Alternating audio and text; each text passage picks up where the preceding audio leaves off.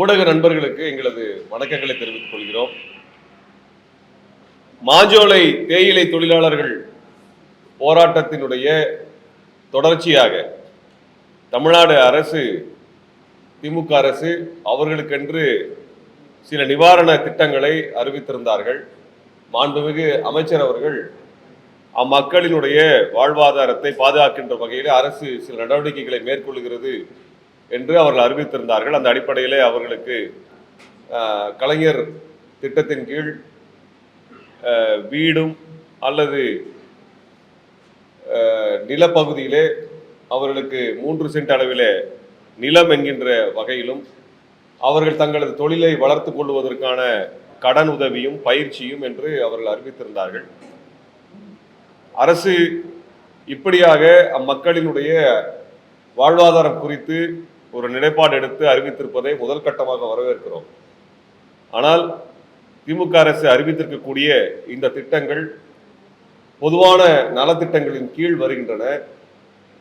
ஒரு சில சலுகைகளோடு அந்த மக்களுக்கு கொடுக்கப்படுகின்ற இந்த திட்டங்கள் அனைத்து மக்களுக்கும் பொருத்தமான, அனைத்து மக்களுக்கும் வழங்கப்படுகின்ற திட்டங்களில் ஒரு பகுதியாக இருக்கிறது என்பதை சமயத்திலே நாங்கள் கவனித்துக் கொண்டு வருகிறோம். இந்த திட்டங்கள், நலத்திட்டங்கள் என்பது இந்த மக்களுக்காக உருவாக்கப்பட்ட நலத்திட்டங்கள் அப்படின்னு சொல்ல முடியாது. இது ஏற்கனவே இருக்கக்கூடிய பட்டியல் சமூக மக்களுக்கான நலத்திட்டங்கள் அல்லது வறுமை கோட்டு கீழே இருக்கக்கூடிய மக்களுக்கான நலத்திட்டங்கள் என்ற அடிப்படையில் இருக்கக்கூடிய நலத்திட்டங்கள் தான். ஆனால் மாஞ்சோலை பிரச்சனை என்பது ஒரு 4 தலைமுறை பிரச்சனை அப்படிங்கிறத புரிந்து கொள்ள வேண்டியிருக்கிறது. ஒன்று, அது பட்டியல் சமூக மக்களினுடைய சிக்கலாகும். இன்னொரு புறத்திலே 4 தலைமுறைகளாக சுரண்டப்படுகின்ற, வெள்ளையர் காலத்திலிருந்து நீட்டிக்கப்படுகின்ற ஒரு பிரச்சனையினுடைய நீட்சியாகவும் பார்க்க வேண்டியிருக்கிறது. அதுவும் இல்லாமல் கடந்த 70 ஆண்டுகளாக தொடர்ச்சியாக அந்த மாஞ்சோலை நிர்வாகத்தோடு அந்த மக்கள் நடத்திய போராட்டத்தினுடைய தொடர்ச்சியும் பார்க்க வேண்டியிருக்கிறது. அந்த மக்கள் கடந்த 60-70 வருடங்களாக அந்த கம்பெனிக்கு எதிராக போராடி கொண்டே வருகிறார்கள். அந்த போராட்டத்தில் 25 ஆண்டுகளுக்கு முன்பு கடந்த திமுக ஆட்சியின் பொழுது 1999 அந்த போராடிய மக்கள் 17 பேர் அடித்து கொலை செய்யப்பட்டார்கள். அதற்கு முன்பு 67-68 காலகட்டங்களிலே அந்த மக்கள் போராட்டம் நடத்திய பொழுது அன்றைய அறிஞர் அண்ணாவினுடைய திமுக ஆட்சியானது அந்த மாஞ்சோலை தொழிலாளர்களுக்கு ஆதரவாக இருந்து அந்த தொழிலாளர்களுடைய தொழிற்சங்கம் வெற்றி பெறுவதற்கு ஏற்ற வகையிலே அன்றைக்கு நெல்லை மாவட்டத்தில் பொறுப்பாளராக இருந்த, திமுக பொறுப்பாளராக இருந்த மூத்த வழக்கறிஞர் புகழ்பெற்ற ரத்னவேல் பாண்டியன் அவர்கள் அந்த மக்களுக்கு துணையாக இருந்து உதவி செய்திருக்கிறார். இது கடந்த கால வரலாறு. ஆனால் இதை என்ன சொல்லுகிறது என்றால், தொடர்ச்சியாக அந்த மக்கள் போராட்டத்திலே இருந்து வந்திருக்கிறார்கள். 67 இருந்த திமுக ஆட்சியினுடைய நிலைப்பாடு என்பது 99 நிர்வாகத்துக்கு சாதகமாக மாறி இருக்கிறது. அந்த தொழிலாளர்களுக்கு எதிரான நிலைப்பாடு 99 நாம் பார்த்தோம். அதுல 17 பேர் படுகொலையானதை நம்ம பார்த்தோம். அதற்கு பிறகு 25 ஆண்டு காலம் கழித்து இப்பொழுது அந்த மக்களுக்கு மிக நெருக்கடியான சூழல் உருவாகியிருக்கு. அந்த நிறுவனம் அந்த தொழிற்சாலையை மூடி வெளியேறுவதாக அவர்கள் அறிவித்திருக்கார்கள். இந்த சமயத்துல எந்த விதமான தொழிற்சங்க கட்டமைப்பும் வைத்துக் கொள்ள முடியாத சூழல் இருக்கக்கூடிய அந்த மக்களுக்கு பாதுகாப்பாக தமிழ்நாடு அரசு இருந்துதான் இந்த நிறுவனத்திடமிருந்து இந்த மக்களுக்கான திட்டத்தை, நலத்திட்டங்களை அல்லது அவர்களுக்கு நட்டையிட்ட பெற்றுத்தரணும் அப்படிங்கிறது தான் எல்லோருடைய கோரிக்கையும் இருக்குது. இந்த சமயத்தில் பாதிக்கப்பட்ட மக்களிடத்திலே அனைத்து மக்களையும் சந்தித்து அவருடைய கோரிக்கை என்ன என்பதை முழுவதுமாக அறிந்து அதன் அடிப்படையில் ஒரு நிவாரண திட்டங்களை இன்றைய திமுக அரசு வழங்கவில்லை என்பதை சமயத்தில் சுட்டிக்காட்ட விரும்புகிறோம். கடந்த வாரம் நெல்லை மாவட்டத்தினுடைய ஆட்சியாளர் கலெக்டர் அவர்கள் நேரடியாக நானும் எஸ்டிபிஐ கட்சியினுடைய தலைவர் முபாரக் அவர்களும் ஏனைய ஜனநாயக அமைப்பில் சேர்ந்து சந்தித்த பொழுது அந்த மாவட்ட ஆட்சியாளர் என்ன திட்டங்களை சொன்னாரோ அதைத்தான் மாண்புமிகு அமைச்சர் அவர்களும் சொல்லியிருக்கிறார்கள். அப்ப இது அங்க இருக்கக்கூடிய கலெக்டர் அல்லது அதிகாரிகள் முடிவு செய்து என்ன நட்டையீடு தரணும்னு சொன்னாங்களோ அதைத்தான் மாண்புமிகு அமைச்சரும் முதலமைச்சர் அவர்களுடைய திட்டம் என்கின்ற நிவாரணம் என்கின்ற அடிப்படையில சொல்லியிருக்கிறாங்க. இது ஏமாற்றத்திற்குரியது. இது எந்த வகையிலும் ஏற்க இயலாது. இது எவ்வகையிலும் அந்த மக்களுக்கு நிவாரணத்தை கொடுக்காது. ஆகவே இதை ஒரு மிகப்பெரிய நிவாரணத்தை நான் கொடுத்துட்டோம் அப்படின்னு சொல்லி திமுக அரசு இதை முன்மொழிவது என்பது ஏற்கத்தக்கது அல்ல. அதை தயவு செய்து அமைச்சர் அவர்களும் முதலமைச்சர் அவர்களும் இதை மறுபரிசீலனை செய்ய வேண்டும் சமயத்தில் நாங்கள் கோரிக்கை வைக்கிறோம். குறிப்பா மாஞ்சோலை மக்களுக்கான திட்டம் என்ன? ஏன்னால் அவர்கள் மலைப்பகுதியிலே கொண்டு செல்லப்பட்டவர்கள், அங்கே 4 தலைமுறையா இருந்திருக்கிறாங்க. அந்த நிறுவனம் அதில் வஞ்சிச்சிருக்கு. அப்ப அவர்களுக்கான திட்டம் என்ன என்பதை அந்த மக்களோடு பேசி அந்த மக்களிடமிருந்து எடுத்து தான் நீங்க அந்த நிறுவனத்துக்கும் அந்த மக்களுக்கான திட்டங்களை அதிகாரிகளின் வழியாக திட்டத்தை வெளியிடணும். அது ரெண்டுமே நடக்கலை. அப்ப இதை ஒரு கண் துடைப்பாக நாங்கள் பார்க்க வேண்டியதாக இருக்கிறது. இந்த சமயத்தில் இந்த நிலைப்பாடு என்பது எந்த வகையிலும் ஏற்கத்தக்கதல்ல. திமுக அரசு இந்த நிலைப்பாடை மாற்றிக்கொள்ள வேண்டும். ஏனென்றால் இந்த பிபிடிஎல் நிறுவனம், பாம்பே பர்மா ட்ரேடிங் கார்பரேஷன் நிறுவனம் அந்த நிறுவனத்தை முழுவதுமாக மூட போகிறார்கள். ஷட் டவுன் பண்ணக்கூடிய கம்பெனி, அந்த முழுமையாக மூடக்கூடிய கம்பெனியில வாலண்டரி ரிட்டையர்மெண்ட் ஸ்கீம்லாம் ஒன்றும் கிடையவே கிடையாது. விருப்ப ஓய்வு என்கின்ற ஒன்றை செல்லுபடியாகாது. கம்பெனியை மூட போறான்ற இடத்துல எப்படி விருப்ப ஓய்வு வரும்? ஒரு நிறுவனத்துல ஒரு 5 தொழிலாளர்கள் 10 தொழிலாளர்கள் அல்லது ஒரு கணிசமான சதவீதமா இருக்கிறவங்க விருப்ப ஓய்வு பெறலாம். ஆனா ஒரு கம்பெனியை விருப்ப ஓய்வு எப்படி பெறும்? எப்படி செல்லுபடியாகும்? எந்த தொழிற்சங்க விதிக்கு உட்பட்டது? இது எந்த தொழிற்சங்கத்தில் எந்த தொழிலாளர் நல விதிக்கு உட்பட்டது? சட்டத்துக்கு உட்பட்டது. ஒரு கம்பெனியில் இருக்கக்கூடிய 500 பேரும் விருப்ப ஓய்வு கொடுத்து கம்பெனி மூடுறாங்களா? இது எப்படி அமைச்சர் அவர்கள் கேள்வி கேட்கல? தொழிலாளர் நலத்துறை அமைச்சர் ஒருத்தர் இருக்காரு இல்லையா, அவர் கேட்கணுமா இல்லையா? ஒரு கம்பெனிக்கு அத்தனை பேருமே விருப்ப ஓய்வு கொடுத்துருவாங்களா? 2 வருடத்துக்கு முன்பு ஃபோர்டு நிறுவனம் அந்த நிறுவனத்தை மூடுறேன்னு அறிவிச்சாங்க, ஷட் டவுன் க்ளோஷர் அறிவிச்சாங்க. அது 3 மாதங்களுக்கு முன்பு அறிவிக்கப்படணும். அந்த 3 மாதங்களுக்காக அந்த தொழிலாளர்களுக்கு அவர்களுக்கான சம்பளத்தை கொடுக்கணும். அதற்கு பிறகு மூடப்படுவதால் தொழிலாளர்களுக்கு என்ன பிரச்சனை வருமோ அந்த நட்டை ஈட்டை ஈடுகட்டுவதற்கான பேச்சுவார்த்தை நடந்த தொழிலாளர்களோட இதான் முறை. அந்த அடிப்படையில் ஃபோர்டு கம்பெனி நான் இழுத்து மூடுறேன்னு சொல்லி அறிவிச்சாங்க. அந்த தொழிலாளர்களோட பேச்சுவார்த்தை நடத்தினாங்க. பேச்சுவார்த்தை நடத்தி 143 நாள் வரை அவர்கள் ஒரு வருடத்திற்கு சம்பளம் என்கின்ற விகிதத்திலே எவ்வளவு காலம் வேலை பார்த்தாங்களோ அதுக்கு நஷ்ட வாங்கினாங்க. 25 லட்சம் ரூபாயிலிருந்து 80 லட்சம் ரூபாய் வரைக்கும் நஷ்ட வாங்கினாங்க. இதுதாங்க ஒரு முறை. க்ளோஷர் அப்படின்னு சொன்னா ஒரு கம்பெனி ஷட் டவுன் பண்றதுடைய முறை இதுதான். இவன் கம்பெனி ஷட் டவுன் பண்றேன்னு சொல்லிட்டு வால்டு ரிட்டையர்மெண்ட் எல்லாத்துக்கும் வாங்கி நான் எல்லாம் வால்டு ரிட்டையர்மெண்ட் வாங்கிட்டாங்கன்னு சொல்றாங்க. அது எப்படி வால்டு ரிட்டையர்மெண்ட் கம்பெனி ஷட் டவுன் ஆகும்? ஷட் டவுன் ஆகிற கம்பெனி எப்படி வாலண்டரி ரிட்டையர்மெண்ட் விருப்ப ஓய்வு எப்படி நடக்கும்? இந்த கிட்டத்தட்ட 540 பேர்த்துக்கு கிட்ட வரைக்கும் ஏமாற்றி விருப்ப ஓய்வு பெற்றிருக்கிறாங்க. இது அமைச்சர் அவர் சொல்லும் பொழுது கூட சொல்லியிருக்காரு, யாரேனும் வலுக்கட்டாயமாக விருப்ப ஓய்வு பெற்றிருந்தா நீங்க தொழிலாளர் வாரியத்தை அணுகலாம் சொல்லியிருக்கிறாங்க. இப்ப அமைச்சருக்கு தெரிஞ்சிருக்கு இல்லையா, அங்க பிளான்டேஷன் ஆபீசர் இந்த தேயிலை தோட்டத்தை தொழிலாளர்களை அவர்களுக்கான துறையை சார்ந்த அதிகாரி நாகர்கோவிலிருந்து இந்த மக்களை சந்தித்து இவர்கள் குறை கேட்க வந்திருக்கிறேன்னு சொல்லிட்டு குறை கேட்டதற்காக நீங்கள் எங்க படிவத்தில் கையெழுத்து போடுங்கன்னு சொல்லி எழுது படிக்க தெரியாத மக்கள்கிட்ட படிவத்தில் கையெழுத்து வாங்கிட்டு போய் அதை வால்டு ரிட்டையர்மெண்ட் ஸ்கீமா அறிவிச்சிருக்கிறாங்க. அந்த மக்களை ஏமாற்றியது அரசாங்க அதிகாரி முதல்ல, 2வது அந்த நிறுவனம். 2 பேரும் சேர்ந்து ஏமாத்தி இருக்கிறத திமுக அரசு கை கட்டி வேடிக்கை பார்த்துருக்கு. நீங்க தொழிலாளர் அமைச்சர் வச்சிருக்கிறீங்க, அந்த பகுதியிலே அந்த மக்களினுடைய கோரிக்கைகளை பற்றி சொல்லுவதற்கு ஏகப்பட்ட அமைப்புகள் இருக்கின்றன. அவ யாரிடம் எதுவும் கேட்கல. அப்ப அந்த கம்பெனி சொன்னதை அப்படியே கேட்டு வால்டு ரிட்டையர்மெண்ட்ல இவ்வளவு பேர் 25% அவங்க இந்த விருப்ப ஓய்வின் அடிப்படையில அவர்களுக்கான பணத்தை பெற்றுக்கொண்டார்கள். மீதி 75% பணத்தை நாங்கள் பெற்றுத் தருவதற்கு அரசாங்கம் உதவி செய்யும்னு அமைச்சர் சொல்றாரு. அது நீங்க சொல்ல வேண்டியதில்லை சார், அது தானா கிடைச்சிரும். ஆனா விருப்ப ஓய்வு எப்படி வந்துச்சு? நீங்க எப்படி ஒரு அமைச்சரா இருக்கிறீங்க, நீங்க எப்படி அதை ஏத்துக்கிட்டீங்க? ஒரு கம்பெனில எப்படி விருப்ப ஓய்வு வரும்? எப்படி வரும்? கம்பெனிக்கு அத்தனை விருப்ப ஓய்வு கொடுப்பாங்களா? அப்புறம் இன்னொன்று நான் கேட்க விரும்புறேன், விருப்ப ஓய்வு கொடுத்த அந்த கடிதம் கொடுத்து 3 மாதத்துக்குள்ளாக திரும்ப பெற்றுக்கொள்ளலாம், அது சட்டத்துல இருக்கு. அப்ப விருப்ப ஓய்வை திரும்ப பெறலாம். 540 பேர் விருப்ப கடிதத்தை திரும்ப பெறணும்னு சொன்னா திமுக அரசினுடைய நிலைப்பாடு என்ன? என்ன செய்ய போறீங்க?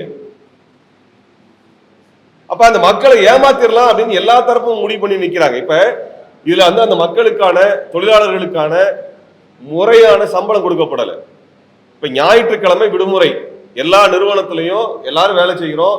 ஞாயிற்றுக்கிழமை பெய்டு ஹாலிடே, அது சம்பளத்தோடு கூடிய விடுமுறை தான், அது ஓய்வு நாள் தான் அது. ஆனா மாஞ்சோலை தொழிலாளர்களுக்கு ஞாயிற்றுக்கிழமை சம்பளம் தர்றதில்லை. அதே போல அரசு விடுமுறை நாட்களுக்கு சம்பளம் தர்றதில்லை. இப்படி கணக்கு எடுத்துட்டோம்னா அவங்க சம்பளம் தராம ஏமாத்துறதை எடுத்தோம்னால 20 வருடம் வேலை செய்தவருக்கு கிட்டத்தட்ட 8 ல இருந்து 10 லட்சம் ரூபாய் ஏமாத்திருக்கிறாங்க. 10 லட்சம் ரூபாய் ஏமாத்திருக்காங்க. 2028 தான் லீஸ் முடியுது. 2028 தான் அந்த தொழிற்சாலை மூடப்படணும். 24 நீ மூடுற. இப்ப 4 வருஷம் சம்பளம் எடுத்துட்டா அதுவே ஒரு 4-8 லட்சம் ரூபாய் சம்பளம் வருது. 8 லட்சம் ரூபாய் சம்பளம் அதுவே வருது.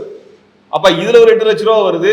ஏற்கனவே 20 வருஷமா நீ ஏமாத்திருக்கிற இல்லையா, அதுல 10-12 லட்சம் ரூபாய் வருது. ஆக அந்த கம்பெனி அந்த மக்களை ஏமாத்தின தொகையே 20 லட்சம் ரூபாய். இது குறித்து ஏன் திமுக அரசு பேசல? நீங்க சமூக நீதி அரசு பேசுறீங்க இல்லையா?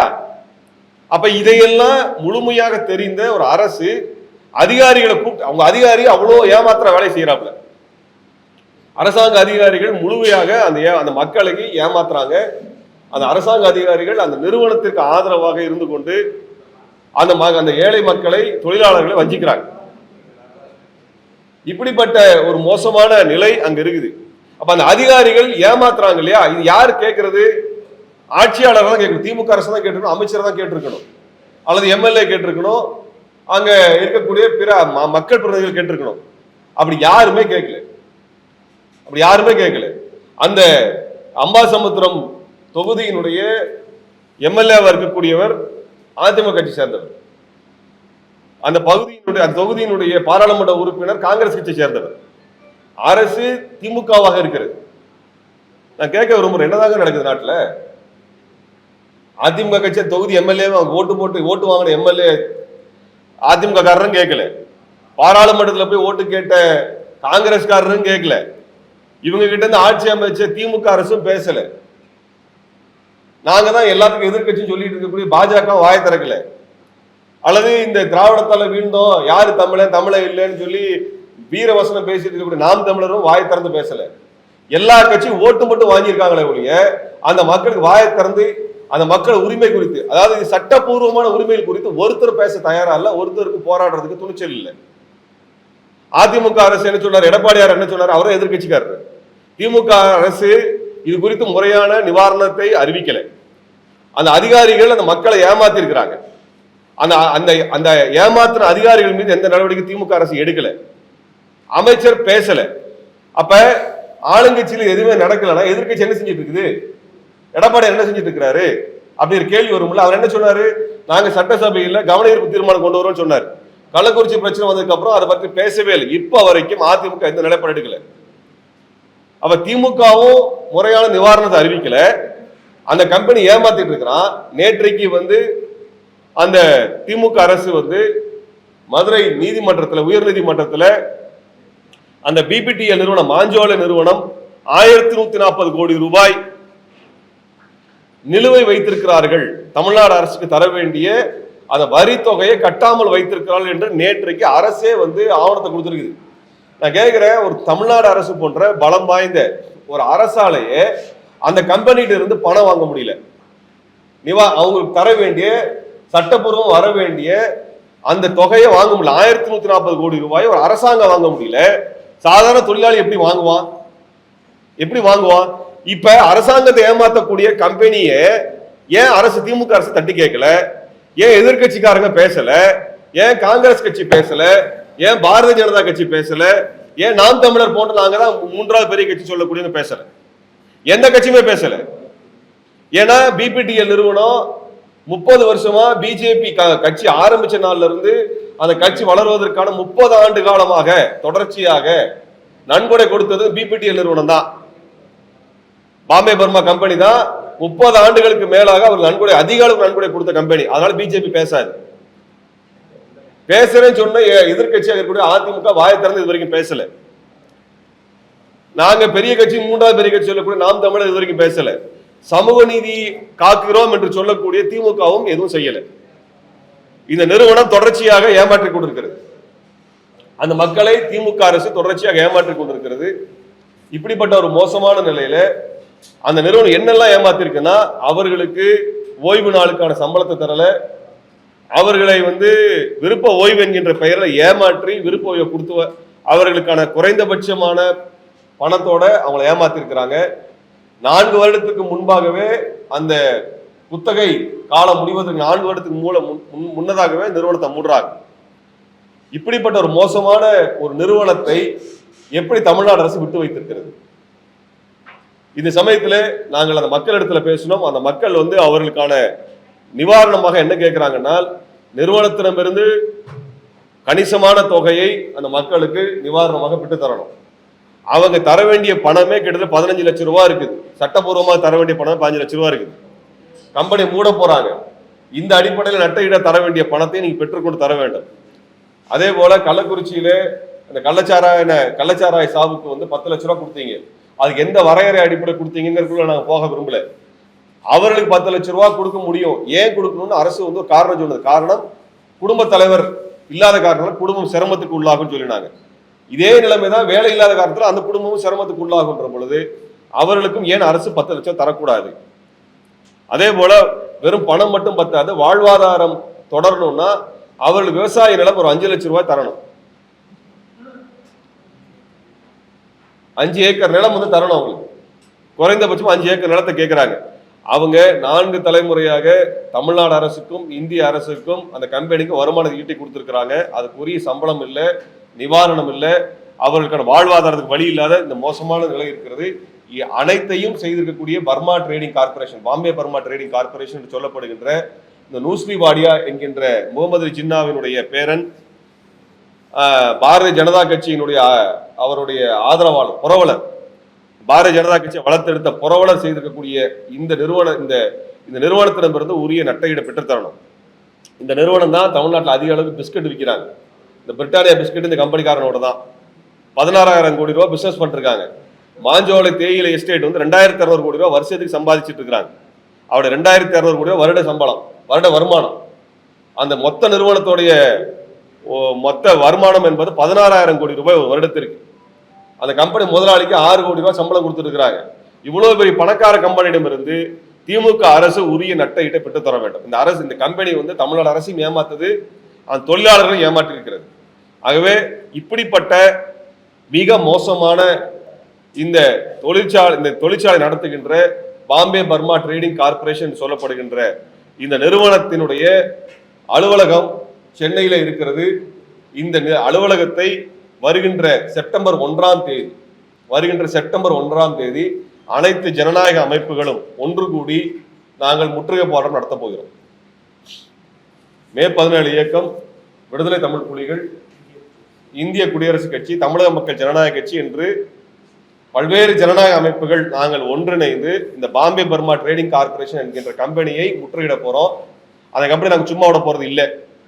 அந்த கம்பெனியினுடைய விற்பனையாக பொருளாக இருக்கக்கூடிய அந்த பிரிட்டானியா பிஸ்கட் உள்ளிட்ட அந்த பொருட்களை தமிழர்கள் புறக்கணிக்க வேண்டும் என்கின்ற ஒரு பெரும் போராட்டம் தமிழ்நாடு முழுக்க நடத்த போறோம். நீ என் மக்களை வஞ்சித்துட்டு என் மக்களோட ரத்தத்தை உறிஞ்சி குடிச்சிட்டு அவர்களுக்கான எந்த விதமான நட்டையீடையும் தராம அவளை ஏமாத்திட்டு தமிழ்நாடு அரசுக்கு 1,140 கோடி ரூபாய் ஏமாத்திட்டு எல்லாத்தையும் ஏமாத்திட்டு போகக்கூடிய வேலையை செய்யக்கூடிய இந்த நூஸ்பி வாடியாவினுடைய பாம்பே பர்மா ட்ரேடிங் கார்பரேஷன் என்று சொல்லக்கூடிய இந்த நிறுவனத்தை நாங்கள் தொடர்ச்சியாக எதிர்த்து போராட போகின்றோம். அவர்களுடைய நிறுவனத்தை, அவருடைய பொருட்களை புறக்கணிப்பதும் அந்த நிறுவனத்தை நிரந்தரமாக இங்கே எதிர்த்து நின்று போராடக்கூடிய போராட்டத்தை நாங்கள் அனைவரும் நடத்துவதாக இருக்கின்றோம். இது தமிழ்நாடு அரசு சொல்லிக்கொள்ள விரும்புகிறோம், திமுக அரசும் சொல்லிக்கொள்ள விரும்புகின்றோம். இந்த போராட்டம் ஓய போவதில்லை.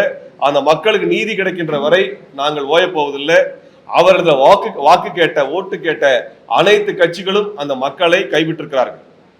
திமுக கைவிட்டிருக்கிறது, அதிமுக கைவிட்டிருக்கிறது, காங்கிரஸ் கைவிட்டிருக்கிறது, பாரதிய ஜனதா கட்சி கைவிட்டிருக்கிறது, நாம் தமிழர் கைவிட்டிருக்கிறார்கள்.